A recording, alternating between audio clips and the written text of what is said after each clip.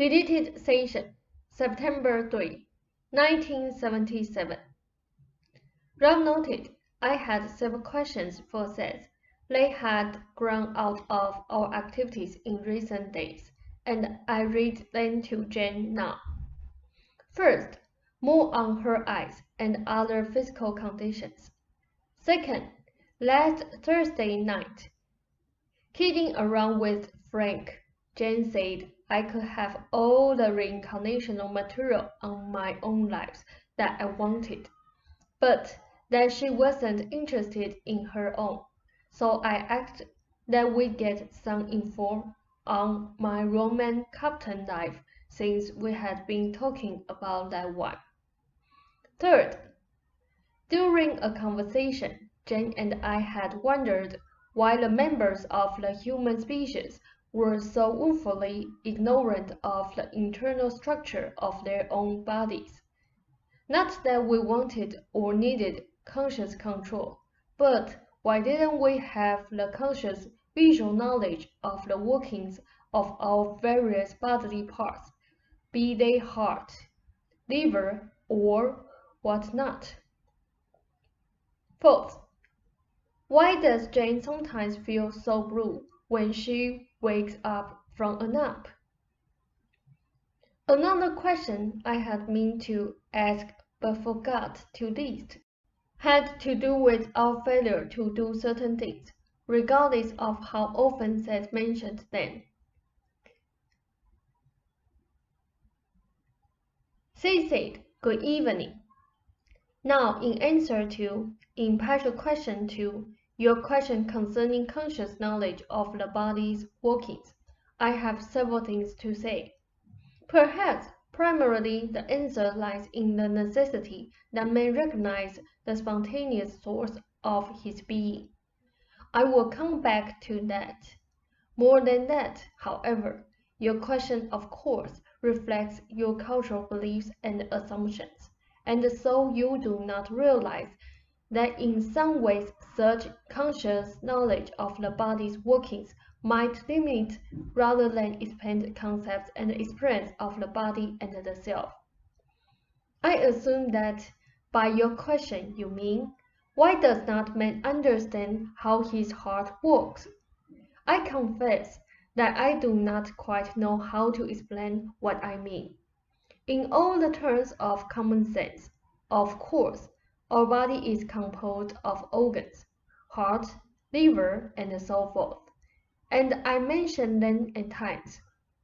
You must understand, however, that the very terms are arbitrary to a certain extent. In your terms, early man felt his body to be a living, independent extension of the earth itself and of the land. His head, to him, was like space or the sky. His feet were like moving loops. He believed that his feelings were like the winds that swept through his body. To him, his spirit was inside his skin.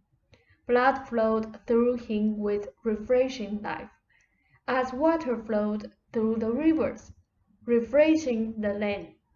In your terms, of course, he had a heart and a liver, but those terms are still arbitrary.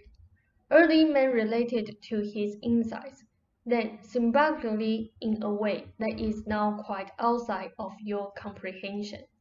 He knew he needed rain and sun and food as the land did. He felt so at one with the land, he and his body, that a conscious knowledge of it. It, in your terms, not only would have inhibited his identification with nature, but his agility within it.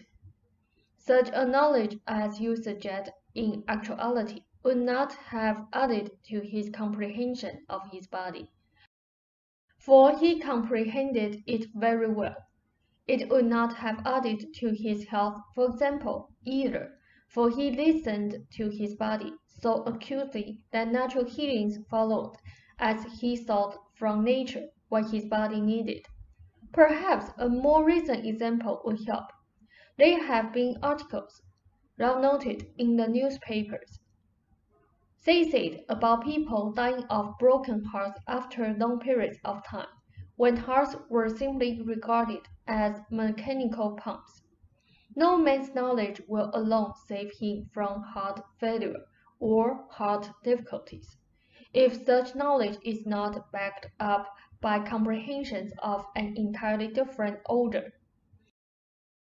If you understand that people can die of broken hearts, however, in symbolical terms, then practically you may be able to use that knowledge. There have been many concepts of the body. You can deal as effectively with the body by regarding it in entirely different terms than you do.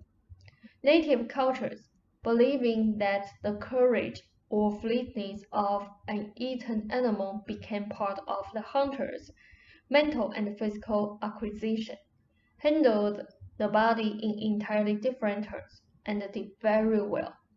You can say that you have a brain and a heart, and a liver and appendix, and so forth, and muscles and bones, and insist that all of these work in a certain fashion, as of course they do. Cutting the body open will show those organs.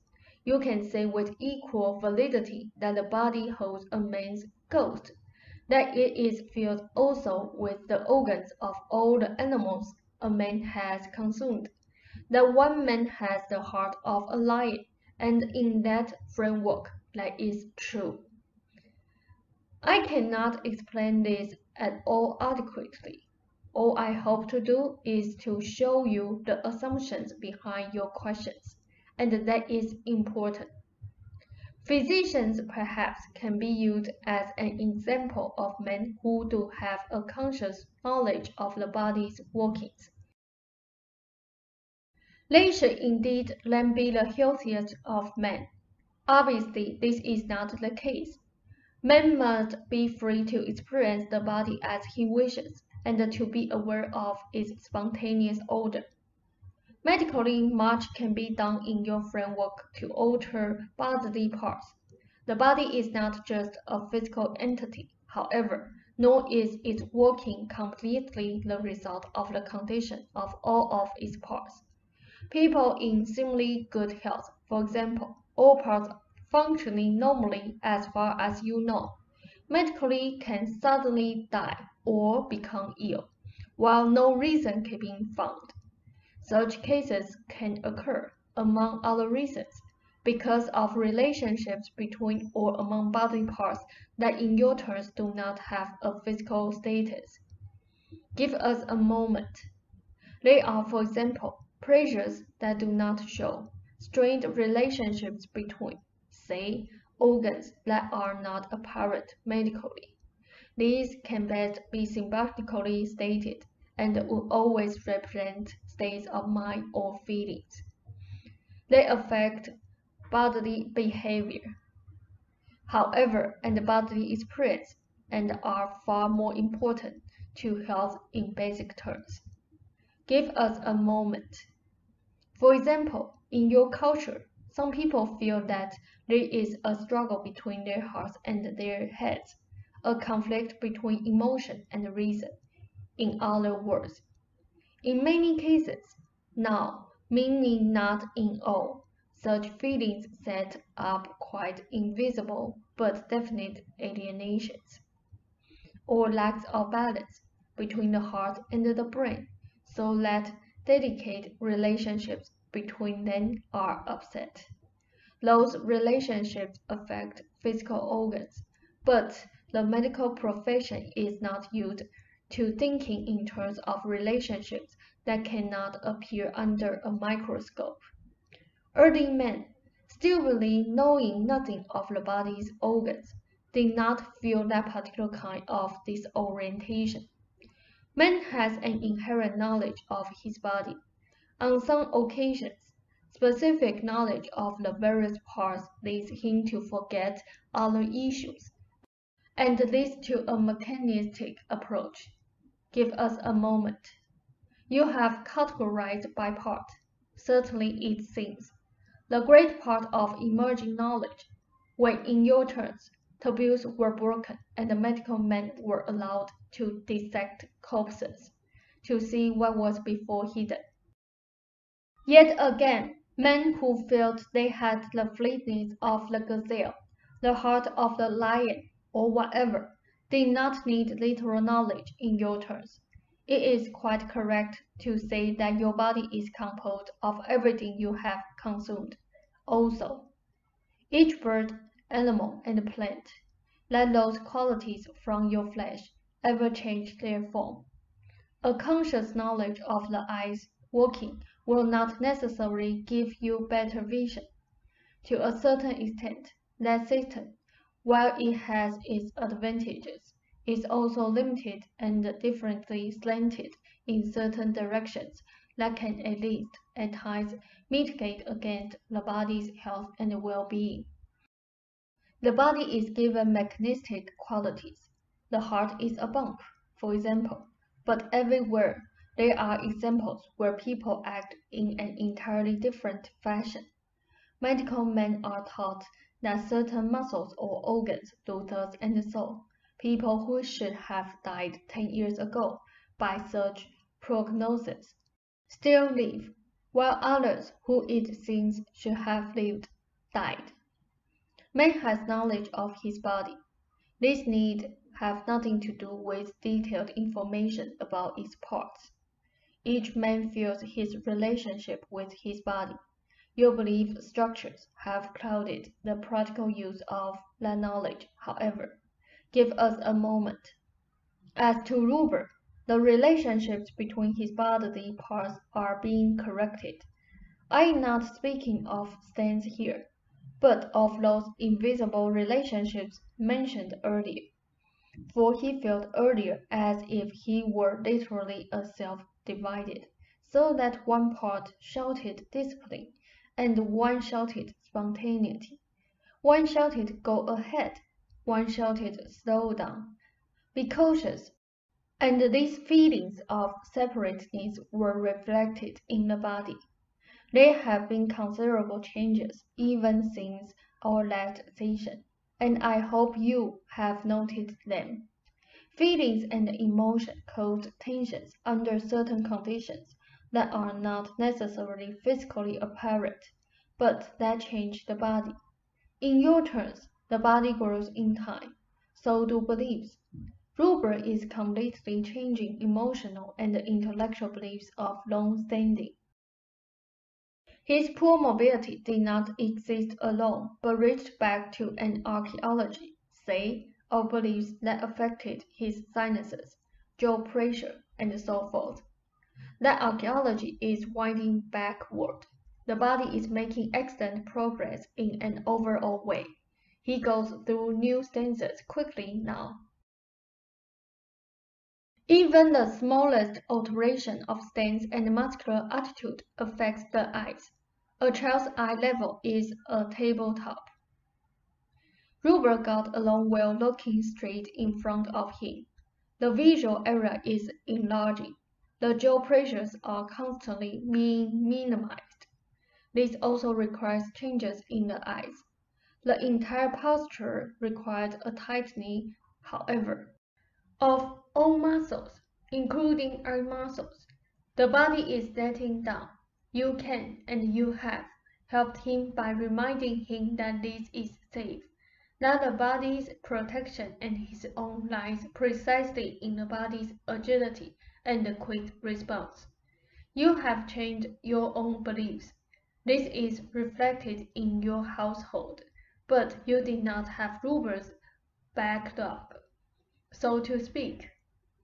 Your table is an excellent idea. The further changes in his position will take place far easier. Reinforce the idea of safety and comfort him, as you have. Now, making love encourages feelings both of safety and spontaneity. It decreases the feeling of isolation. It promotes spiritual and physical ease. It encourages communication. It is a boon whether or not you know what hormones are stimulated or have a conscious detailed knowledge of its effects. It should play far more a part than it does in your lives. whether it amounts to a quiet half-hour. Simply lying together, but touch is vital. You see how your cat needed it. Ralph noted, who stood in Jane's lap as she spoke for Seth. They said, now take your break, or end the session as you prefer. Ralph said, we'll take the break. They said, now, as to the blueness after naps, there is no one reason. There are several issues involved, however, and if all of them are activated at one time, then the blues results. If he feels that he has not done enough that day before his nap, he then compares himself to those who come home from work around 5, after putting in a good day. If he has worked enough in his turns, the comparison is not so bothersome. Besides this, there is sometimes a feeling of isolation, since you nap separately, and at times he has felt that to be a rejection, not in deep terms, but important enough so that that feeling is combined with the first one mentioned. Also, he uses his energy differently than you, and needs to eat oftener. Coffee cake is no answer. Either he may be hungry and take his nap, or he may eat coffee cake, for example, that initially supplies energy, that quickly depletes himself, just about the time his nap is finished. Give us a moment. On occasion, then, he feels isolated, guilty, and is in a period of depleted energy. This state, added to his physical condition, is responsible for his feelings. They often fade after eating. In fact, they usually do, or after a friendly comment from you, or whatever. Noises outside the bedroom, of neighborhood activity, sometimes add to this, making him think he should be out in the world in a more gregarious, competitive manner. So he feels more isolated from other people and the community also at such times, as a result of the Darwin concept mentioned in our last session. If all of these issues click in one day, then his mood is more severe, but usually 1 or 2 upright. He should not go from lunch until 6 o'clock, however, without some other nourishment. Give us a moment. I will go into the other material at our next session, because I want to emphasize a few points here. When you reinstate the library, that reinstatement will represent other certain stages in your private and joint states of consciousness and intent. You have not done so yet, and that means something also. The same applies to the hard towers, and to the extent to which you are willing, even in small ways, to alter your way of life, to achieve desired ends.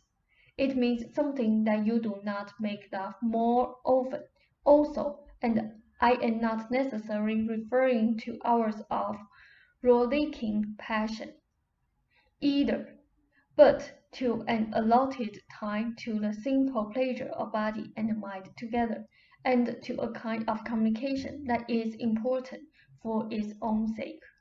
You watch television. Perhaps this is an odd suggestion from me, perhaps not even practical, but a television set in the bedroom also invites intimacy. Be more creative in your living patterns. I mention some things again and again, so you do not have to go back to old sessions, though you should occasionally. Then let Rupert encourage his spontaneity. He will find himself writing well, inspired, with time for new work and typing manuscripts, with periods of relaxation and ambition. I will begin your other question at the start of our next session, and I bid you a fond good evening. Ralph said, thank you, Seth, very much.